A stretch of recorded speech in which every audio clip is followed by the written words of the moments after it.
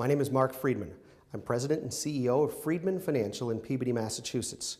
Our firm has been in business since 1968. No, I didn't start the firm in 1968. It was actually started by my father. I'm the son of a father-son practice. I've been doing financial planning since 1991, and we've been providing financial planning and investment advisory services to individuals and families on the North Shore since that period of time of 1968. Our focus today is a little bit different than the way in which financial planning and investment services were done back then. We take a very personal approach and a very customized approach to understanding everything about your financial life before ever offering any type of investment recommendation at all.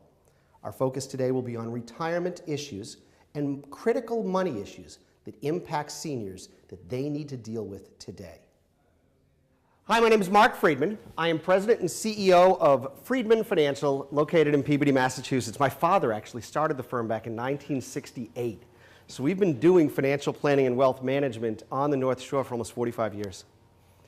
It is amazing how the development of financial planning has woven itself into the healthcare world. There is no question about it. I mean, healthcare becomes more and more expensive every day. And as we even begin to turn the end of this election year, we may find it even more and more expensive, but who knows? And 4 years from now, it could be different, and another 4 years different from that. So planning for healthcare costs is one of the things that is a great mystery, but it's something that we do need to plan for, and we do need to have control of our money so that we can prepare appropriately so that all the options are available to us. But my talk today was focused on something totally different from healthcare. I thought I'd give you a little bit of some five fun facts about 5 critical money issues that I think retirees need to be thinking about today. I do a radio show every Sunday on 96.9, it used to be called 96.9 Boston Talks. It's now, I don't know if you listen to the station, but it's now News Talk 96.9. They just changed that on us 2 Sundays ago. So every Sunday from 4 to 5 o'clock, I do a live call-in radio show with my partner, Marion Gilman, who should be here shortly. And we take calls from listeners. So I thought what I'd share with you is based on some of the numbers and the phone calls we've gotten and the conversations we've had in our offices. Here are some 5 important issues. Number 1 that retirees continue to forget about is understanding where everything is and what it's all worth. Many of you over time have collected, you started with like one box of some account. It might have been a CD, it might have been your 401k at work, but over time those boxes began to multiply, those stock certificates began to spread themselves out, everything began to get all over the place, and we've lost track of where everything is.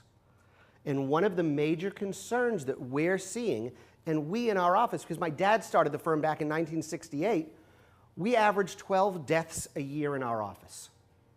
So we've gotten pretty good at the, if you will, the death business, in seeing how families and generations begin to transition assets from one to another. And what we've seen is the record keeping by some of these families and the ability to capture where everything is and what it's worth is horrible. Horrible, and it's producing a tremendous burden on the surviving spouse and to the next generation. Because think about this. I would guess that one person in your family pays all the bills in the house. Generally, that's how it works.